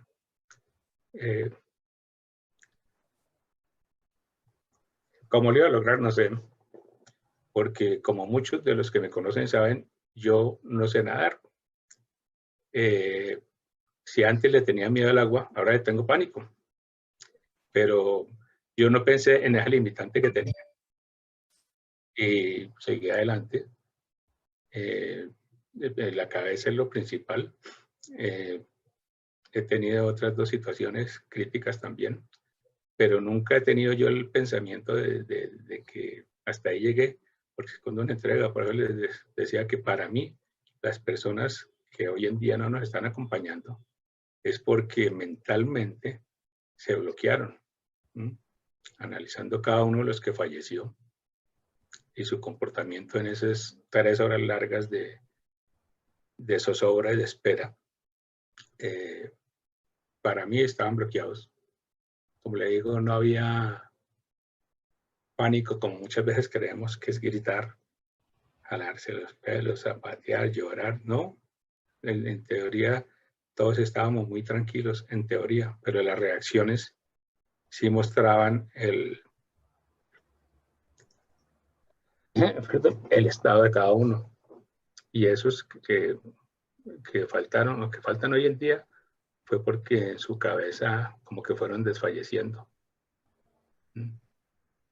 Muy bien. Aquí tenemos otra pregunta, esta ya es más técnica. Pregunta el señor coronel Fuerza Aérea Colombiana, Iván Cortés. Si las compuertas de carga hubiesen estado cerradas, ¿qué efecto habría tenido en el momento del amarizaje? Como le digo, en el manual había mucha teoría, porque nunca había amarizado un avión, nunca había cotizado de esta naturaleza. Lógicamente, si la rampa era cerrada completamente, tal vez hubiera flotado un poco más el fuselaje. Y de pronto hubiera brindado una mejor condición de supervivencia. De pronto, porque todo esto eran posibilidades. Simplemente posibilidades. Ahora, recuerden que el manual decía que tocaba alejarse del avión lo más pronto posible. Sin embargo, el avión estuvo 36 horas flotando y ahí sí se hundió. Los guardacostas llegaron, como les decía, nosotros no fuimos, ellos llegaron con buzos, lógicamente los guardacostas, imagínense la experiencia de ellos. Sin embargo, el oleaje era tan fuerte que no pudieron meterse al avión a tratar de ver si los que faltaban estaban dentro del avión. Y el avión se desplazó fuera de esas 36 horas, 180 millas mar adentro. Entonces calculen las condiciones de supervivencia. Además, me acuerdo que en esa época el personal de la USAF, un coronel que estaba aquí, instructor, comentaba que las condiciones que teníamos eran para supervivir máximo 45 minutos. Entonces, nosotros duramos hora y media entre el agua, mucho más de lo que dan las tablas de supervivencia. Muchas gracias, mi capitán. Una última pregunta, nos han seguido llegando más, pero pues tenemos que tratar de ser lo más efectivos con el tiempo. Es una última pregunta que la hace el señor técnico jefe de Fuerza Aérea Colombiana, Hernando Bustos, ingeniero de vuelo de Boeing 707. Y es si en algún momento antes del impacto se había apagado alguno de los motores. ¿Recuerda usted eso? Si al momento del amarizaje estaban apagados, prendidos. No, los 4 estaban prendidos. Que los indicadores estaban cruzados todos contra todos. Era guerra total de la alimentación de los motores. Todas las luces prendidas. Sí, yo pienso que, de acuerdo a los cálculos que hacen ahí en la investigación, los USAF dicen que tenía 200 libras. Yo pienso que ni las 200 libras. Y los que volaron el Hércules, ¿saben para qué les sirven 200 libras? Para nada. Para poquito o nada. Así para es. Casi nada, para casi nada. Entonces, no, los 4, y era la consigna porque, como les digo, nosotros coincidencialmente habíamos sacado ese manual, ese capítulo de amarizaje. Lo estuvimos leyendo de la manera más desprevenida. ¿Por qué razón? No sé. Pero nos sirvió. Muy bien, muchas gracias. Bueno, y no se nos vaya todavía porque queremos hacerle una última pregunta. Sí, claro, no, por mí no hay problema por el tiempo, no se preocupe.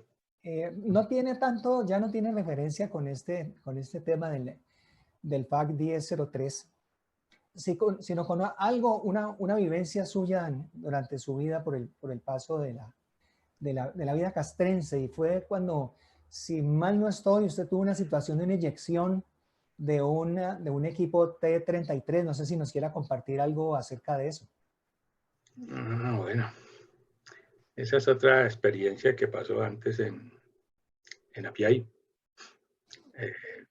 Cuando nos graduamos nosotros de pilotos, éramos 25 pilotos. Todos nos mandaron cogiditos de la mano para Apiay.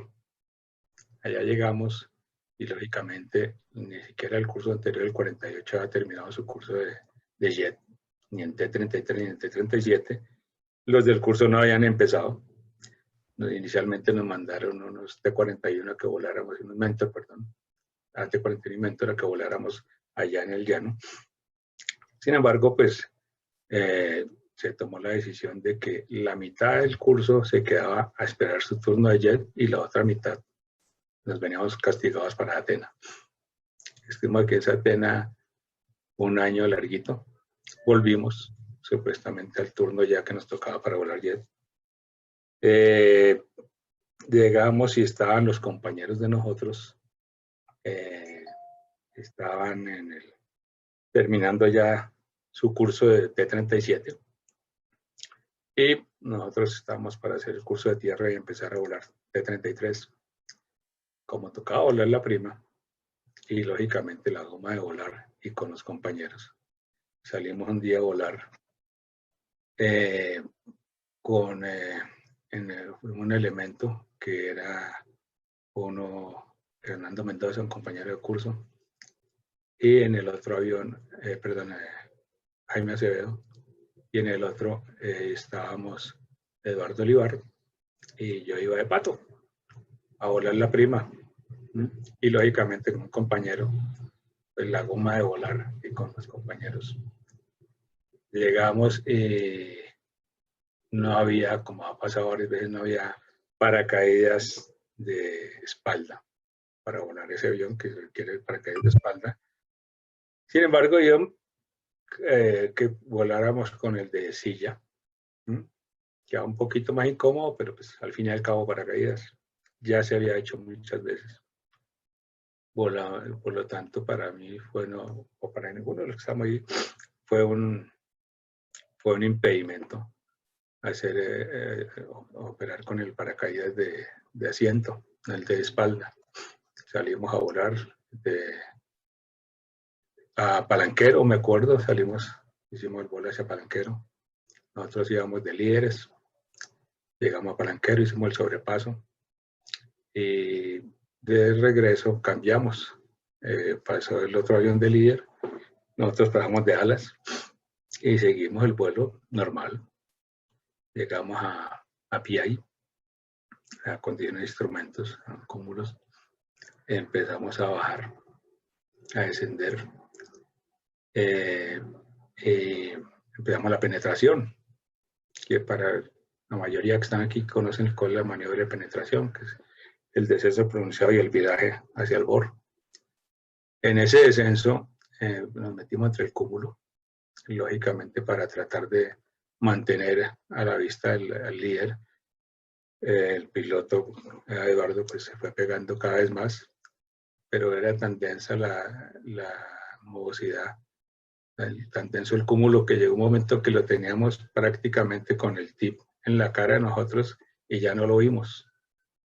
Como estábamos fuera de eso, en el viraje de procedimiento, que es con la nariz abajo pronunciada y el viraje de 45 grados de 60 de banqueo volteando, la reacción de él fue jalar el avión para parar, lo hizo rompiendo, pero entonces el procedimiento no lo hizo parando la nariz a nivel, sino jaló. Lógicamente, como estábamos volando visual de alas, no teníamos la referencia o la noción de instrumentos como estábamos. En ese momento, cuando volteamos a mirar, el avión lógicamente estaba descontrolado, la nariz por arriba, la velocidad de abajo, y se embarrenó de una vez. Embarrenó, empezó hacia abajo, embarrenado. El procedimiento para todos los que han volado a combate, saben que a 10.000 pies si no está controlado hay que eyectarse. Efectivamente llegó y pasó eso y él me dijo, eyéctese, y cuando iba a la Y, ya se había ido. Y yo fui a eyectarme, operé las manijas y no me salió. Lógicamente la vez seguía embarrenado bajando. Tenía el problema de las gravedades que estaba sintiendo, mantener contra la silla. Y seguía abajo tratando de disparar las manijas, no me salía la silla. Entonces traté de pararme. La gravedad no me dejaba bajar. No me dejaba parar, perdón, las gravedades. De que de pronto logré medio incorporarme un poquito y yo pienso que el casco me ayudó, el casco me salvó, porque lógicamente como no había carlinga, tan pronto sobresalió de la carlinga el casco, me ayudó a jalar hacia el exterior de la cabina. Me acuerdo que tengo muy claro todavía la visión de ver la cola del avión cuando yo estaba saliéndome del avión, de vuelta de la cola del avión. Ya estaba en condiciones visuales, inclusive yo pienso que estaba por allá de 5.000, 6.000 pies. Salí y yo tenía presente que tocaba jalar la manija del paracaídas. Sin embargo, cuando sentí estaba ya el paracaídas extendido. Vi que mis guantes se me han salido y estaban volando abajo mío los guantes. Y no pensé simplemente, sino que ya estaba el paracaídas abierto. La sensación inicialmente era muy loca, porque yo sentía que no bajaba. Sentía que no, yo veía y no veía que bajara el paracaídas. Entonces, después ya fui bajando y ya cuando está uno más bajito ya siente lo contrario, que está demasiado rápido. Y ahí sí empecé a pensar en que me iba a romper las piernas. Como teníamos la instrucción, era teórica netamente del salto en paracaídas, de descomponer la caída, tratando de acordarme la teoría de flexionar las piernas, etc. Y ya vi que me iba contra el piso de una manera descontrolada. Por fin logré, pues me bajó más rápido, logré descomponer la caída, tratando de acordarme de lo que nos han enseñado en la práctica, en la teoría, perdón. Y ahí caí al lado del río Guayuriba. Llegaron unos campesinos casi inmediatamente. Me ayudaron a quitar el paracaídas, a recogerlo. Llegó un campero a recogernos. Me echaron con el paracaídas y pregunté por el otro. Me dijeron, no, está ahí, cayó por allí cerca. Fuimos allá y era una trocha que ahí sí me dio miedo, que ahí se vuelca el carro porque con el casco me ha hecho unas heridas en el cuello. Empezó a hacernos las curaciones y el doctor para allá, el doctor para acá, después nos enteramos que era el veterinario de la finca, el que nos estaba curando. Logramos comunicarnos con la base por radio. Estaban DG3 haciendo paracaidismo con sus oficiales del batallón. Y llegó el DG3 y nos sacó a la base. Recogimos nuestros corotos, los paracaídas, nos fuimos para la base. Llegamos, lógicamente nos estaban esperando todos ahí a preguntarnos y a eso. El líder no se ha dado cuenta que nosotros no habíamos llegado. Sino hasta después de que sonaron la alarma que faltaba un avión, él no se ha dado cuenta. Y llegamos, nos llevaban al casino, lógicamente toda la base a beber por cuenta de nosotros. Y estando en eso, como a las 6 de la tarde, apareció el oficial de seguridad. Y me llamó aparte y me dijo, cuénteme usted cómo abrió el paracaídas. Y dije, no, pues, no sé cómo se abrió el paracaídas. Me llevó a la oficina y me mostró el paracaídas y estaba con la manija puesta. Pero le faltaba el resorte del paracaídas piloto, el que lo activa. Estaba rasgado todo eso, pero todo el arnés adelante. Con la manija estaba completo, como si no se hubiera operado.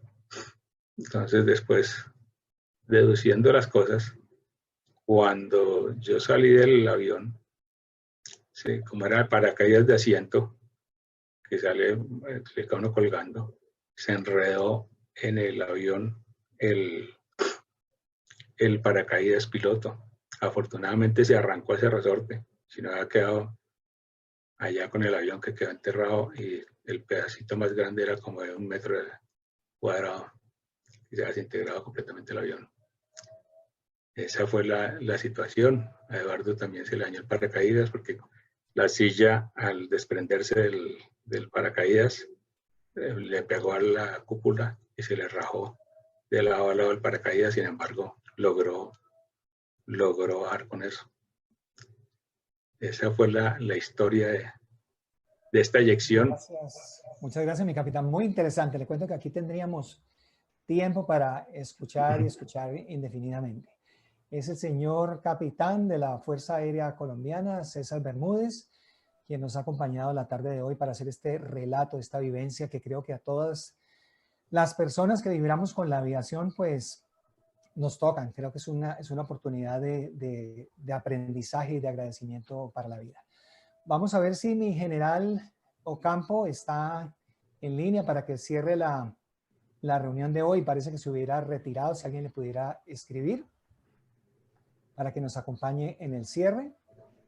De todas formas, queremos comentarles que el chat que ustedes han estado enviando con los saludos al señor capitán Bermúdez, a las demás tripulantes, a las familias, va a quedar grabado en un archivo plano. Será enviado al señor capitán Bermúdez, pues, para que él también sepa quiénes estaban ahí, quiénes se hicieron presentes, porque la idea es que esto quede para para futuro recuerdo. Mi general Ocampo, el cambio es suyo, por favor, para que cierre el evento. Ya está activado su micrófono. Mi capitán Bermúdez, me Gustavo, queda agradecerle con el corazón y en nombre de todos los asistentes este relato maravilloso de una emergencia donde se combinó todos los factores y usted nos habló del tema principal, del tema humano, combinado con la parte técnica, con la parte de experticia, con la parte de las decisiones.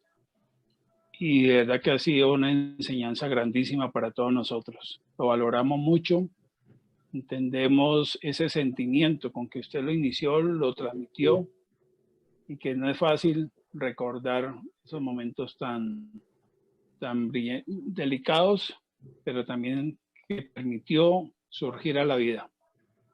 Hacemos memoria por los desaparecidos, fallecidos, que ojalá hubieran sido todos los rescatados. Pero difícil bajo las circunstancias que usted mismo nos relató, nos llevó a través del tiempo, a través de las fotografías, a través de los testimonios, y vivimos con asombro la experiencia. Es algo valioso, algo de mucho valor, volver a contar y volver a traernos al presente lo vivido. Aquí nos acompañan también mi coronel Restrepo, aquí nos acompaña mi jefe Osorio, sobrevivientes junto con usted de esta gran hazaña que se vivió. Usted fue recomendado para esta charla a través de mi general Tito Pinilla, a través del flaco Saldarriaga, mi coronel Saldarriaga, de mi coronel Gordo Galvis. Así que ha sido maravilloso, maravilloso. De verdad que gracias por haber compartido con todos nosotros. Nos llevamos un recuerdo de admiración porque sobrevivir ante una emergencia tan difícil en esas condiciones no es fácil. Y es una lección de vida que usted nos acaba de enviar, de seguir siempre luchando bajo las circunstancias así sean adversas. Hay que sobrevivir y luchar al máximo para seguir contando la historia a nuestras familias, a nuestros hijos, a nuestros nietos y a las futuras generaciones aeronáuticas que nos acompañan aquí en este video chat y en este plataforma como YouTube. Así que mi capitán, se lleva el aprecio de todos nosotros y el corazón de todos nosotros. Muchas gracias. Señor, a ustedes, a todos muy amables. Espero que disculpen las interrupciones. De pronto pudiera poder ser mejor algunas cosas, pero como les digo, no es fácil esto. Pero espero en realidad que aporte. A mí por lo menos me ha aportado mucho en la vida. Gracias a Dios pude salir adelante. Hoy en día tengo 3 hijas y 2 nietas y la señora que comparten conmigo la vida. Inclusive con ellos muy poco, casi nada he compartido estas vivencias. Porque yo pienso que toca aprender de esto. Yo pienso que la fuerza como tal aprendió mucho de eso. Y los tripulantes que estuvimos, mi coronel Restrepo que está aquí, Gerardo también, yo pienso que a todos nos enseñó mucho y aprendimos. Y estoy muy agradecido con la vida y con Dios de estar acá. De todas maneras, si alguien tiene alguna otra pregunta, lo que sea, con mucho gusto. A mí no hay problema. Como estimo Gustavo. Gracias, mi capitán. Aquí hemos estado apoyados en la gestión logística por Diego Payán, como lo informé al principio. También tiene pues unas limitaciones en la sala. El tiempo ya también termina para todos nosotros. Pero hubiéramos querido seguir escuchándolo. Yo no sé, Diego, si tenemos oportunidad, pero aquí se dio una enseñanza grande en la doctrina aérea y que fue el primer caso de un Hércules y eso sirvió no solamente para la Fuerza Aérea Colombiana, sino para todo el mundo. Pues, mi general, tendríamos 10 minutos más. Lo que pasa es que, no sé, me preocupa es que si abrimos los micrófonos se nos puede desordenar un poquito la reunión. Sin embargo, intentemos, si les parece, intentemos. Vamos a hacerlo en orden. Vi que levantó la mano nuestro compañero Felipe Bonilla, entonces démosle la palabra a él. Bueno, un Y segundo, luego por de favor. Jorge Eduardo Bustos. Un segundo, por favor, lo voy a buscar aquí para poderle habilitar el micrófono. Muy bien, el micrófono está activado para Felipe Bonilla. Tiene que abrirlo desde su consola, por favor. Ahí sí me escuchan. Siga. Señor Mi capitán, de todas maneras, Felipe, ¿cómo va? felicitaciones por su aporte, mil bendiciones al Todopoderoso por tenerlo bien en estos momentos. Una pregunta que se me ocurrió, en algún momento cuando estaban comunicándose con los dos aviones, ¿trataron de darle su posición o debido a los imperfectos de los equipos fue imposible la situación? Sí, en realidad fue imposible porque inicialmente, como le digo, estábamos en una distancia y a los 5 minutos nos daba mayor distancia, que fue cuando reprogramó el Omega y esto se trató de buscar con el sextante. En realidad no sabíamos dónde estábamos. Hubo un momento en que un tripulante recomendó tomar rumbo sur. Sin embargo, los pilotos, ¿con base a qué? ¿Estamos arriba o estamos abajo? Nadie sabía en realidad dentro de esa línea de sol dónde estábamos. Entonces, la incertidumbre era total, no había más como, era un solo Omega. Para los de la guardacostas era ilógico que estuviéramos volando con un Omega, porque ellos lógicamente todo lo llevan doble. Pero en ese momento, pues la situación que estimaba la Fuerza Aérea, porque inicialmente voló con Loran mucho tiempo, ya en ese momento no existía el Loran, le incorporaron fue el Omega y se tenían los estantes de respaldo. Inclusive los estantes que venían volando fueron unos que entregaron allá en la IAI, que venían reparados supuestamente, y se dejaron los otros en revisión y reparación. Que no había cómo. Muy bien, solicita la palabra el señor coronel de reserva, Joseph Bezalel. Está habilitado su micrófono, mi coronel. Gracias, Diego. Permiso, mi general. Mi capitán Bermúdez, si la ruta inicial era por la vía San Juan, Azores, ¿por qué el regreso se hizo por Bermudas? Y segunda pregunta, si ya había tenido un problema con el Omega y pues tenían de backup, por decirlo de una manera, los sextantes, ¿por qué el vuelo de regreso se hizo de día donde la operación pues con los sextantes iba a ser un poco más difícil que si hubiera sido de noche hubieran tenido pues mayor visibilidad con las estrellas para operarlos? Gracias. Bueno, primero, la primera parte de la pregunta, para los que conocen de navegación en el Atlántico, saben que las corrientes de aire, el jet stream, de aquí de Colombia hacia Europa, nos lleva normalmente viento de cola, nos ayuda, nos va empujando. De regreso, hay partes en que el viento es completamente en contra, hay ground speed que se bajan notoriamente. Entonces, por eso hubo vuelos que hicieron inicialmente, mucho antes, hacia San Juan, pero la limitante de combustible era muy crítica. Entonces, por eso las alternativas era volar por St. John's o volar por Bermudas. Ese día escogieron esa porque pues, la tripulación tuvo sus razones para determinar esa, pero normalmente se venía por Bermudas o por St. John's. Esa es la condición de equipos y de navegación. Muy bien, gracias, mi capitán.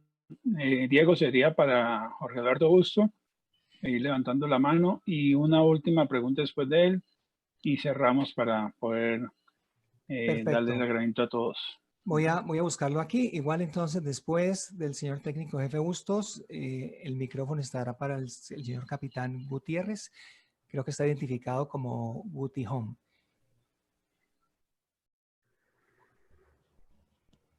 Vamos a buscar aquí el equipo de él. Jorge Eduardo Bustos ya tiene el micrófono activado. Por favor, siga. Buenas tardes para todos y en especial para mi capitán Bermúdez. Bueno, yo buenas tardes. Retirado Jorge Bustos.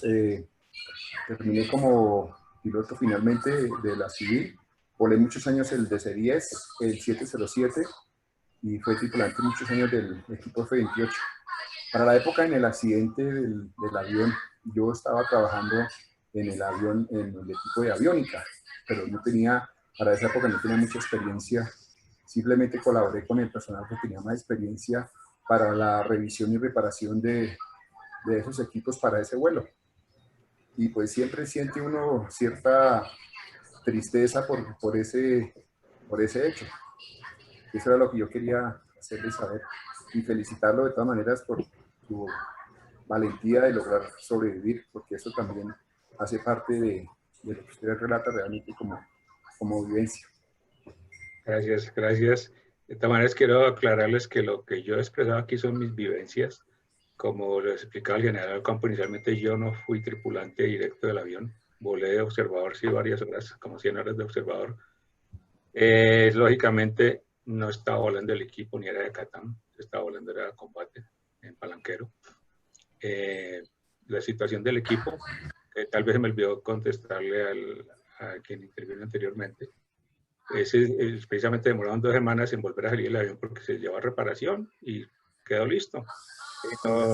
No fue por negligencia, aunque yo aquí no estoy emitiendo ningún juicio, ni mucho menos como investigador, porque simplemente, primero, han pasado 38 años, y segundo, yo no era tripulante del avión.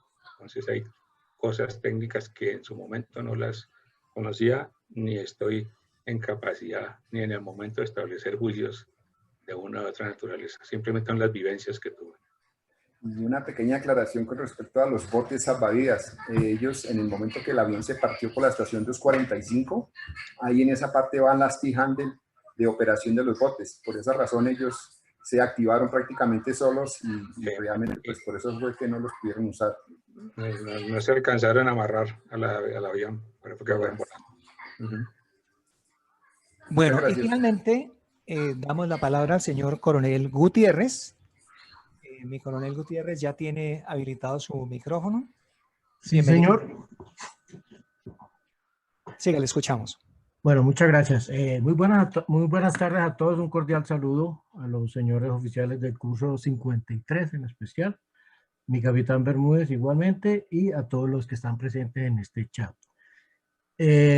Yo afortunadamente tuve la oportunidad de hablar con el señor Brigadier General Ortega hace unos 20 años aproximadamente, que fuimos a hacer unos vuelos a Europa a llevar unos Hércules para mantenimiento en Francia. Y a mí me dieron la tarea de hablar con él para que me contara las experiencias de este viaje que él hizo. Fue una tertulia muy rica, me acuerdo, duramos 3 horas hablando y él me contaba dentro de sus vivencias que en el momento en que iban a hacer el amarizaje no encontraron o no sabían dónde estaban los switches, los micro switches de esos del tren de aterrizaje, y que el pito era ensordecedor y no podían comunicarse ni podían coordinar nada.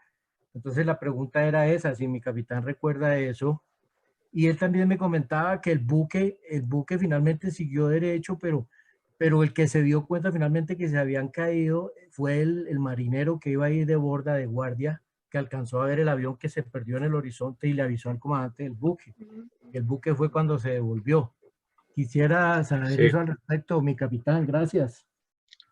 Bueno, en cuanto al pito, ahorita no me acuerdo, porque fueron unos pocos segundos que transcurrieron en un agite completo, así como dicen, en la adrenalina de que ya nos íbamos a impactar contra el agua, a lo que venía adelante. Entonces, ahorita no tengo claro esa condición del pito, supongo que sí, pero fueron segundos muy cortos.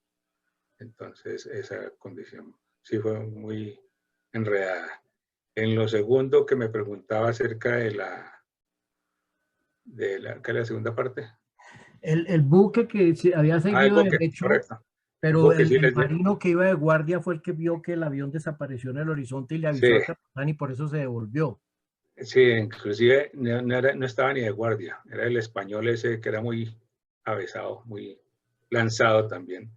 Él estaba, cuando nosotros dimos las 2 vueltas sobre el barco, ellos pensaron, la idiosincrasia es muy diferente, ellos estaban pensando simplemente que era un guardacostas que estaba vigilando que no botaran aceite ni que estuvieran contaminando el mar. Entonces nadie se puso a pensar por qué un avión les estaba volando tan bajito por encima. Entonces nadie puso cuidado. Cuando el marinero él estaba pintando una escalera, estaba rasqueteando la escalera, vio que se levantó algo por allá al fondo de agua. Entonces mientras que él vio, pensó qué estaba pasando, visualizó, fue, llamó al capitán, volvieron a subir allá a ver qué estaba pasando. Y cuando nosotros vimos, que eso lo hablamos con ellos, cuando vimos que pasaban y no se veía nadie, parecía un barco fantasma, era porque estaban alejándose de nosotros para no causarnos daños. Estaban alejando el barco a propósito para poder evitar daños a nosotros. Y mientras tanto que iban bajando los botes, como vieron en las primeras fotos, primero fue el alistamiento de los botes y la bajada de los botes al agua. Por esa razón se demoraron tanto. Digo, en los botes, a mí fue el primero que me sacaron, que fue el primer bote que íbamos más. Y transcurrieron más o menos hora y media, hora y 40, del momento en que amarizamos a que me recogieran. Pero sí, ellos tenían controlada la situación. Lo que pasa es que inicialmente hubo una demora que no creo que haya sido mucho tampoco, mientras que identificaban qué era lo que estaba pasando. Porque lógicamente en un barco, ¿quién espera que esté amarizando un avión por ahí cerca y que tenga que ir a rescatarlo?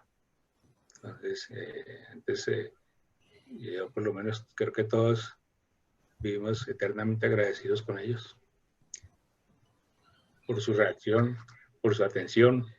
Fue una experiencia bien gratificante para todos nosotros.